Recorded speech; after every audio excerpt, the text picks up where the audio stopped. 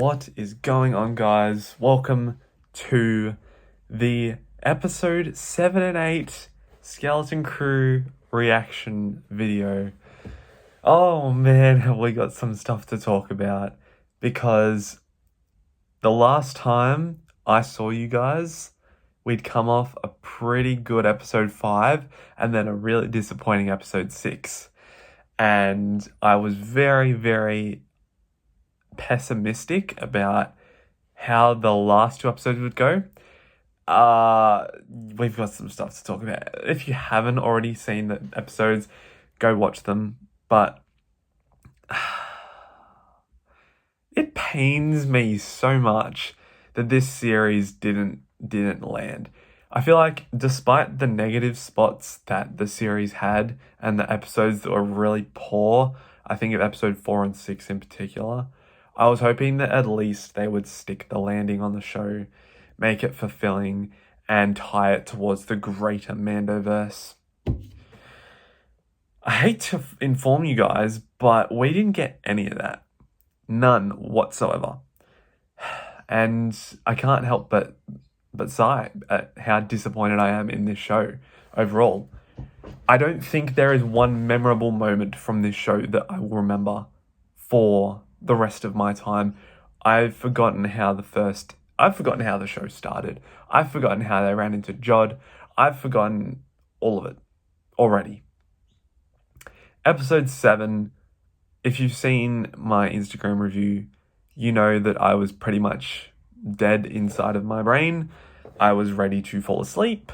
It was uninteresting until we got to the scene where they finally decided to descend into At-Aten, and Jod was getting really serious, making his threats, holding the lightsaber, finally used the lightsaber, goodness me. And then we landed at At-Aten. He's got kind of the persona going on of the Republic representative. I forgot what the actual title was. And yeah, I liked that we were finally getting answers. It was good. The season had looked at that and teased that for so long, and then only finally got to it in episode 7. So that left me a little bit excited going into episode 8, because I'm like, oh, hang on, what is going to be the resolution of this? Might I say, those who are longtime fans of the show, the Ahsoka season 1 finale is one of my least favorite episodes, at least of the TV seasons of the TV shows. Might be one of my least favorite pieces of Star Wars media, in all honesty. This comes really, really close to matching how bad that finale was.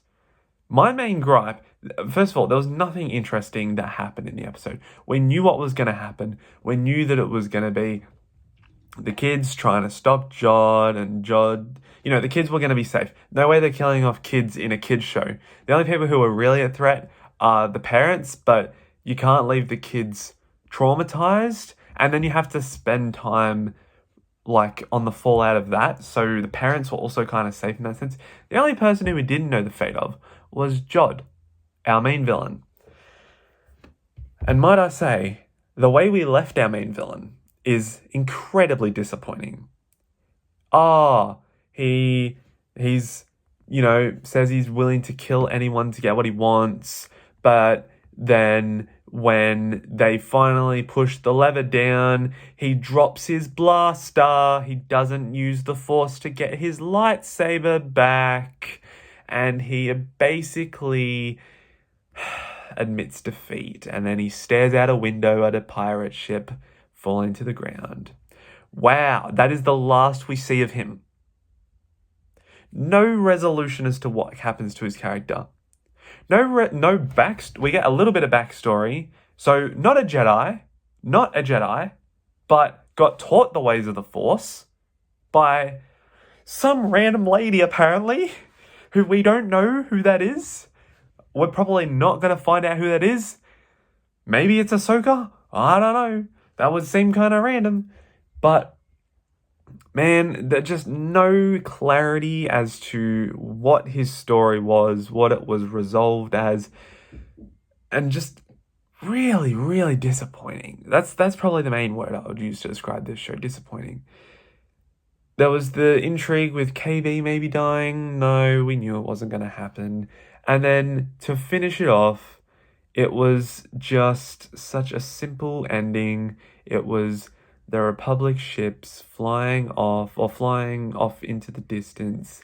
Seeing the X-Wings, seeing the B-Wings, that was really cool.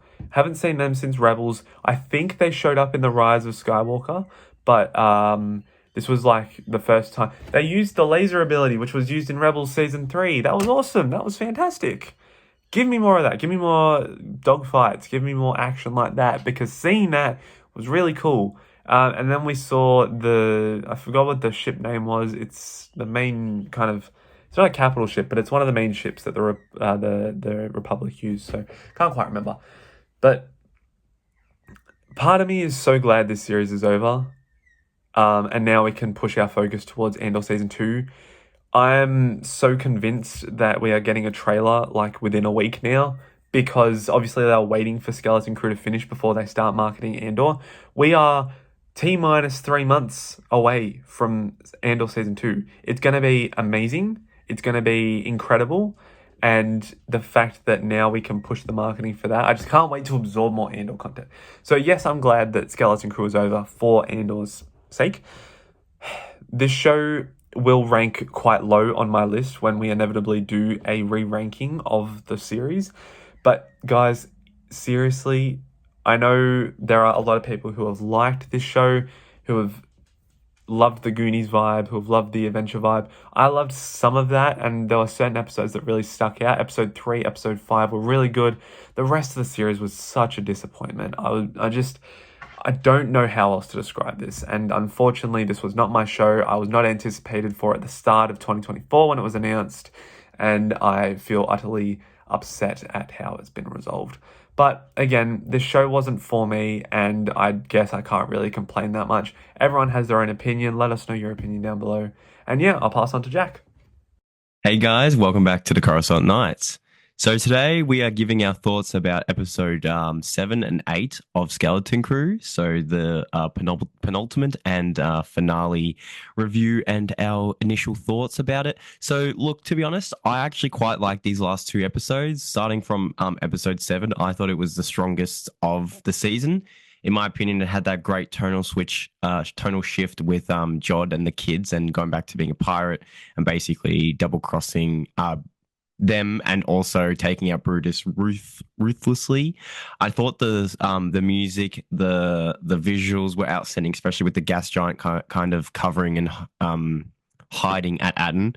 I actually preferred how the stakes felt a bit more realistic rather than before, where it kind of just felt like your regular kind of coming of age story, when this one felt a bit more Star Wars-esque. Maybe that is due to a lightsaber, who knows? I kind of preferred, or would have wished now after watching the finale, if we had some more backstory with Jod in this episode, in episode 7, because I feel like in episode 7 there was a lot of instances where it was just kind of like, oh, like we have to get to the planet. Oh, how do we, get to that through there? And it was just, I don't know if it was just the runtime of the episode, but to me it felt, at times it felt really slow, but the episode as a whole was very quick. So I don't know if it kind of paid off with that ending kind of then being kind of negated straight away, because in the finale he deignites his lightsaber and goes, "Oh, I'm the emissary, Jod Nana Wood. I'm a Jedi and an emissary." It's kind of like, oh, that whole suspenseful kind of finale cliffhanger thing was just a complete waste of time. So I don't know how I felt about the ending of episode 7. However, I did think that kind of started to up the actual stakes and make it feel a bit more Star Wars-esque, when the other ones were just a lot more about a kid kind of adventure type thing. So I can appreciate that. I gave it a 9 when it first came out and during that week. I'd probably go down to an 8 or 8.5, solely because of how it kind of has ended up with the finale. And now that I've watched every episode and can see it as a whole season rather than just holistically one episode at a time.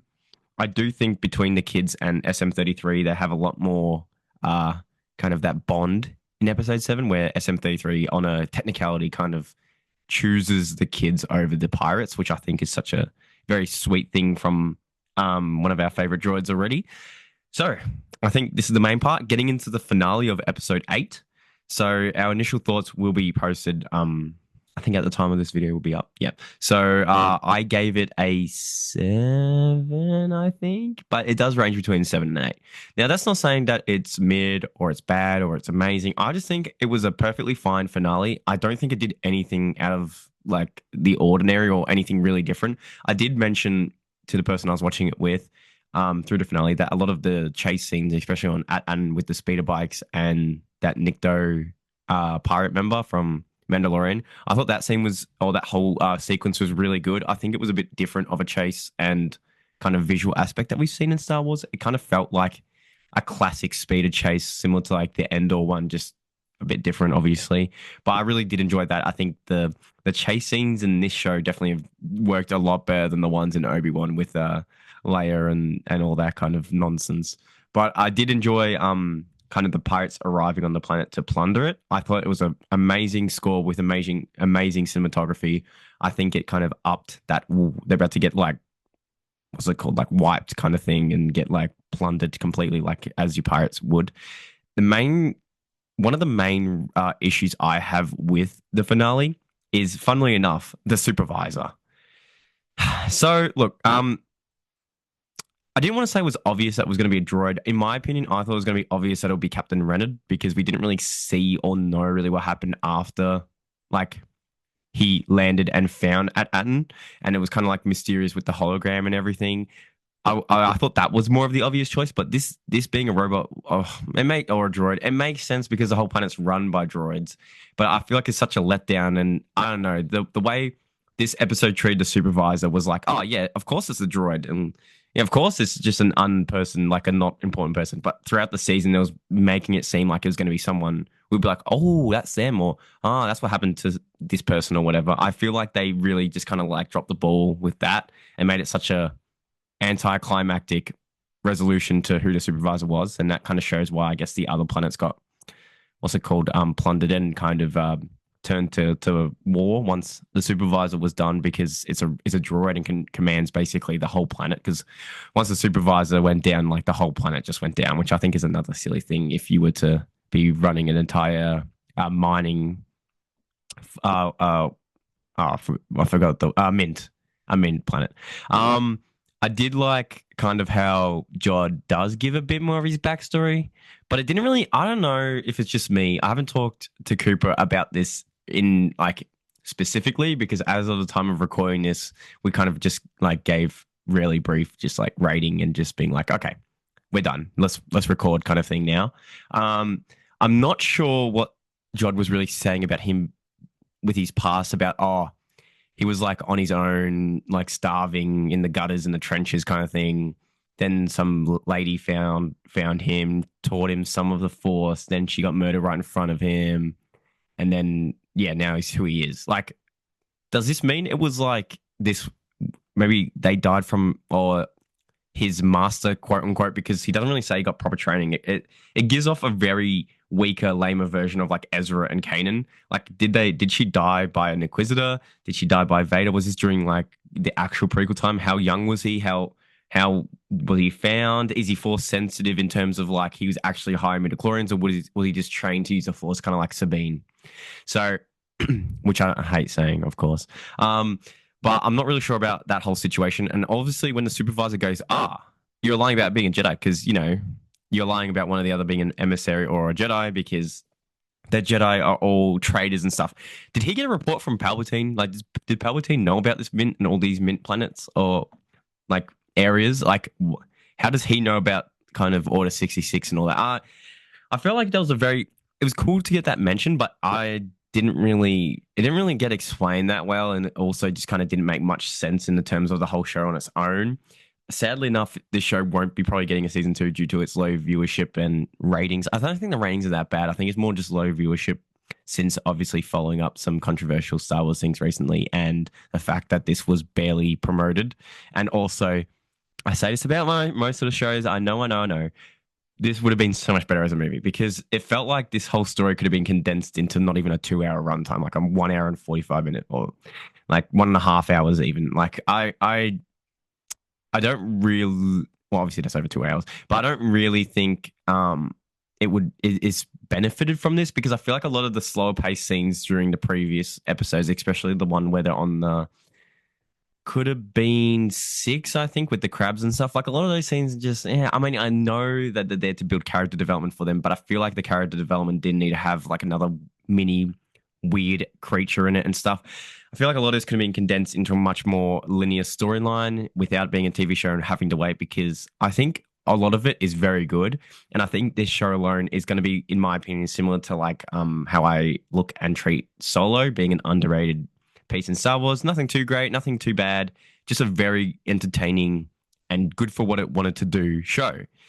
But the finale, it just ended really. Once like what happens to Jod? He just kind of like he doesn't sacrifice himself or anything. He just stands there, watches the ship go down, and Wim's like Jod, like all of a sudden wants Jod to be on their team again because what they broke the barrier and now people can find them in.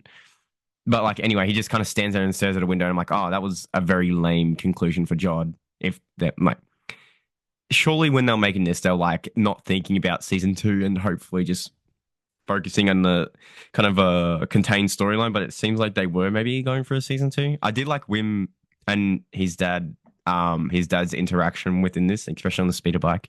Like it showed a more joyful, youthful side of the dad, kind of reliving like the aspirations he probably wanted to do and be when he was a kid, stuck on this kind of suburban planet. But overall, the episode, yeah, probably like an 8, 7 to 8 again. I don't know. It's a very hard show to rate and talk about because it's so different, but also good for what it's trying to aim for. But I did thoroughly enjoy this whole show. I would like to see someone condense it into a movie like all these Disney Plus ones because I think it'd be much easier to rewatch, and I wouldn't mind rewatching it again like in the future. But as a show format, it just feels a bit clunky in my opinion. McClunky, but overall, I did enjoy it, and I'll be interested to see Cooper's side upon this too. But overall, like the show, I think I wouldn't say it was an underrated project like I was kind of predicting. I don't also think it was the best one like ever. I think it was a very good one to end kind of the year off and start the new year with something good for Star Wars, in my opinion. I wouldn't say it changed the game or anything. I hope Andor season 2 would continue and even evolve the game with season 2 of Andor. So overall, I enjoyed talking about this show and getting to watch it week by week and breaking it down. So let us know down below your thoughts. It'll be cool to see what you guys think about this whole show and your kind of standpoint on it. But that's just from me. So I'll catch you guys later.